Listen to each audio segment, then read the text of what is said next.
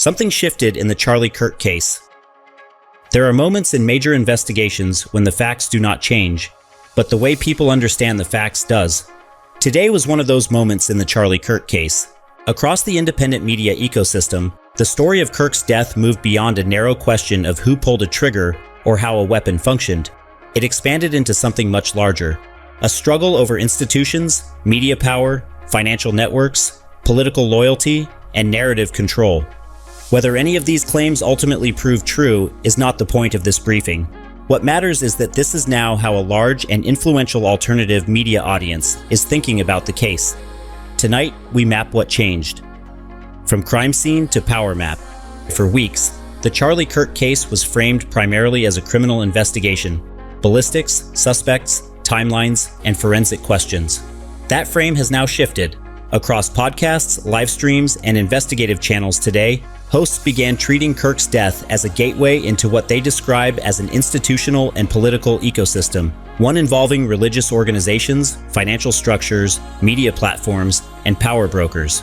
Three competing frameworks now dominate the conversation.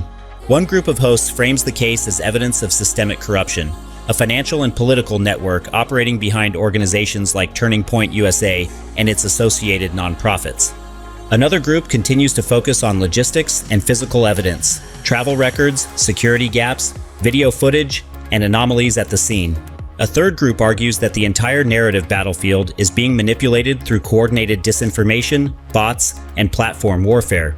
These three models collided today more directly than at any point since the case began. Internal naming and personal testimony. One of the most polarizing developments came from Candace Owens. Owens told her audience that a dream she had shortly after Kirk's death, previously described as symbolic, has now become what she treats as an investigative lead. She claims the dream named a specific individual she believes was connected to internal betrayal. She also described personal confrontations that followed and framed the backlash against her as part of a coordinated effort to suppress that narrative. No other hosts have verified or rejected her account, but it has become one of the most discussed threads in the ecosystem today. What matters here is not whether the dream is accurate, but that large audiences are now interpreting the case through a deeply personal and emotional narrative of internal betrayal. That changes how every new piece of information is received. Security and travel records. While Owens focused on internal actors, Baron Coleman focused on logistics. Coleman presented what he described as newly uncovered travel and booking records tied to TPUSA's security team. He claimed flight data shows unusual gaps in travel planning after the Utah event, suggesting that security may not have expected the tour to continue.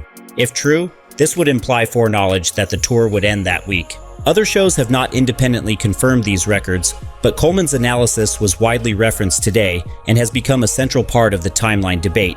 In this ecosystem, movement data is now being treated as one of the most important forms of evidence, physical evidence and technical disputes. Meanwhile, TriggerSmart and Valhalla VFT continue to analyze video, medical reports, and ballistic models. Researcher John Bray appeared on TriggerSmart to present visual and motion analysis of available footage. He argued that what he observed does not match conventional ballistic patterns and may indicate a different type of event. This interpretation has not been independently validated, but a growing segment of the audience now treats the physical evidence story as unresolved. This is a major shift from earlier coverage, when most hosts assumed the forensic narrative was settled. Institutional narratives take center stage.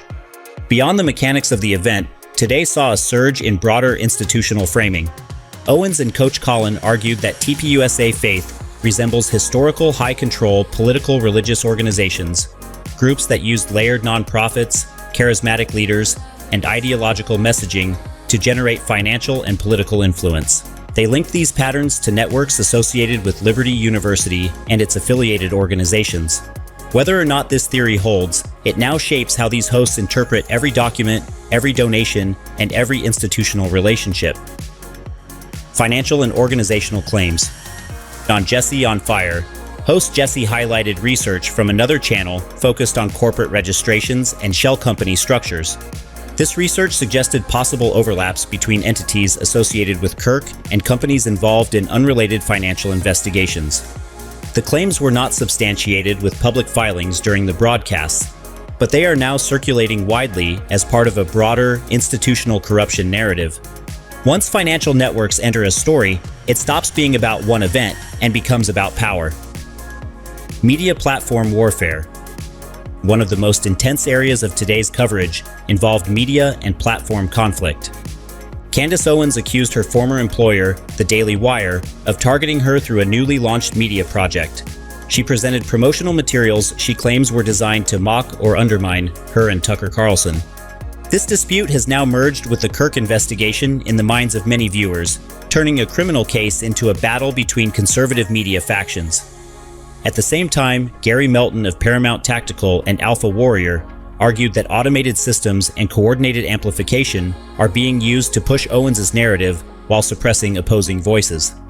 Jesse on Fire pushed back, presenting engagement metrics suggesting that what people see is driven more by audience behavior than by coordinated manipulation. This disagreement reflects a deeper divide about whether today's media environment is organic or engineered. Whistleblower battles. Another key fault line today involved whistleblower Mitch Snow.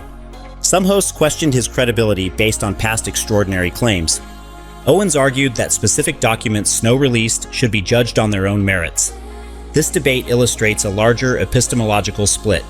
Do you trust the person, or do you trust the data? That question now sits at the center of this entire story. Global stories enter the frame. Today's coverage also pulled in international developments. Redacted reported claims that directed energy crowd control systems were used in recent operations in Venezuela. Clayton Morris suggested that similar technologies might be relevant to other investigations. Redacted and Valhalla VFT also discussed reports of a large-scale digital blackout in Iran during protests, framing it as part of global cyber warfare. Some hosts linked these developments to Kirk's political positions, suggesting geopolitical motives for silencing certain voices. These connections remain speculative, but they are now part of the narrative web. Domestic unrest. US-based protests and law enforcement incidents were also pulled into today's coverage. Several programs framed them as part of a larger pattern of institutional instability, now analyzed alongside the Kirk case as a unified crisis narrative. The open questions. By the end of the day, several unresolved disputes dominated the ecosystem. Does the physical evidence support a conventional shooting? Who moved where after the event? And why? Which voices should be trusted? Are recurring numerical patterns meaningful or coincidence? What is the true legal status of Kirk's family? None of these questions were resolved today, but they are now the lenses through which new information will be judged.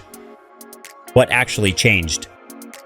The most important development today was not a new document or a new witness. It was a shift in the story's frame. The Charlie Kirk case is no longer treated as a single criminal event. It is now treated as a gateway into questions about media power, institutional loyalty, financial networks, political religion, and narrative control. Whether any of these theories prove correct is still unknown.